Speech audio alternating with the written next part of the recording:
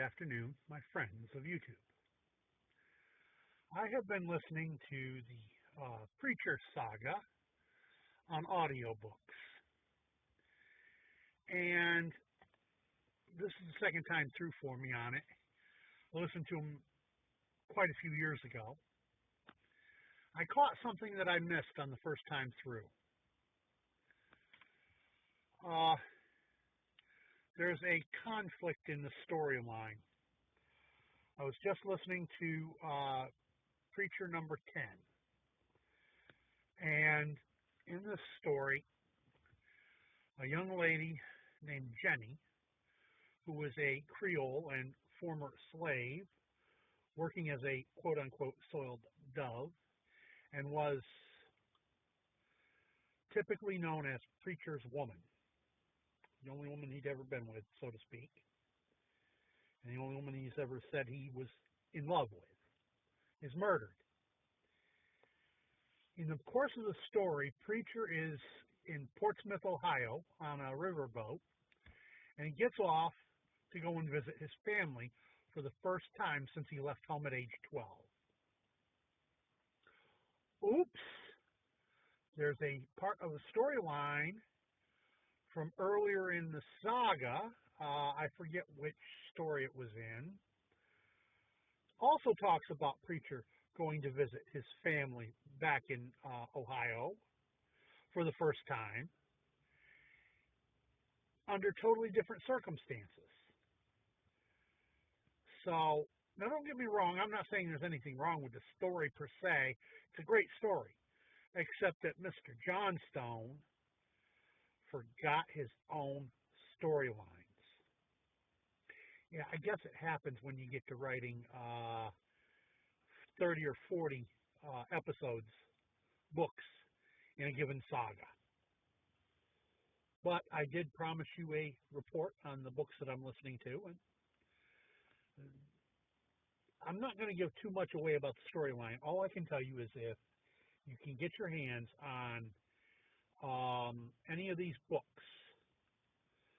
in audio format or as just a paperback book, they are definitely worth the read, whether you're doing it via audiobook or via a paperback. The audio versions are from, is it Brilliance Audio? No, that's the detective series I've been listening to.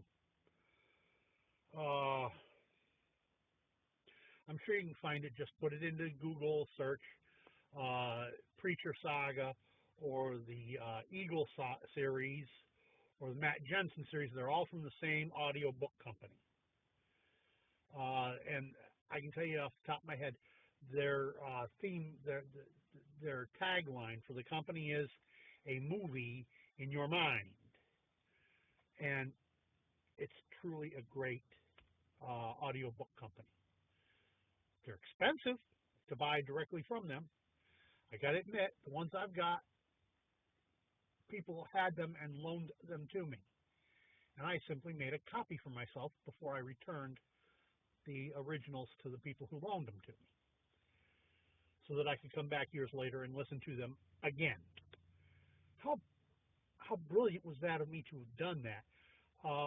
We're talking back in 2008 or 9 when I was making these copies, maybe 2010. This is what they mean by being prepared. I've got, oh God. As you know, I'm living in a camp out in the woods. I don't have ready access to the internet or any kind of cable service for entertainment. I have DVDs, home burned, on a set-top box burner. I have over 1,000 movies I can watch. I have almost 800 music videos. I have episodes from about 40 different TV series, almost the entire series on DVDs. I started doing that back in 2000 and goodness, right around 2000, I started burning these DVDs because I had the forethought to plan ahead, that there'd be a day when I might want entertainment out in the wilderness kind of idea. Or I might not have the capability of having an internet service or a cable service or whatever.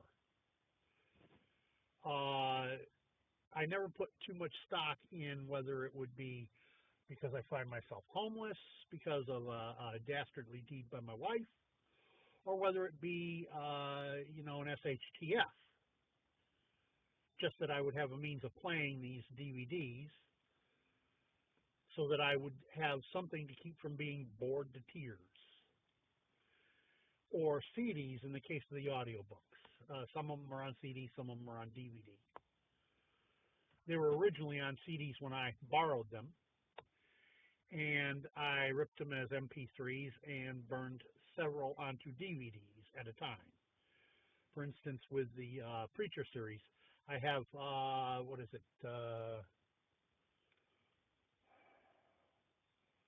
10 or 12 total?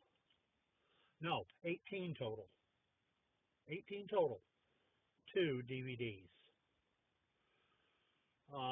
When I borrowed them, they were on 18 separate sets of CDs, ranging from 4 to 10 CDs in a kit per story.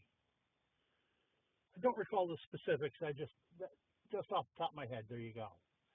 Some of them were all on one CD because they were in MP3 format, and there were 40 tracks that would have been 10 to 15, 20 minutes long each track. Some of them are only 4 tracks that are 4 or 5 tracks that are only an hour long because they were in MP3 format already. Because that's the way the guy that I borrowed them from got them. But no, I didn't bother to break out the selfie stick or the tripod, anything. I'm just doing this freehand. But that's the whole concept I wanted to share today, is that now is the time to make yourself prepared if you're not already in the situation I'm in. That way, when you find yourself in the situation I'm in, you're ready to deal.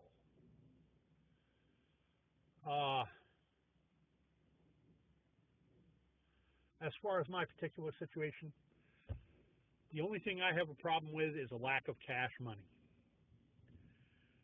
And I'm doing my best. It's looking like I have a hearing finally for Social Security coming up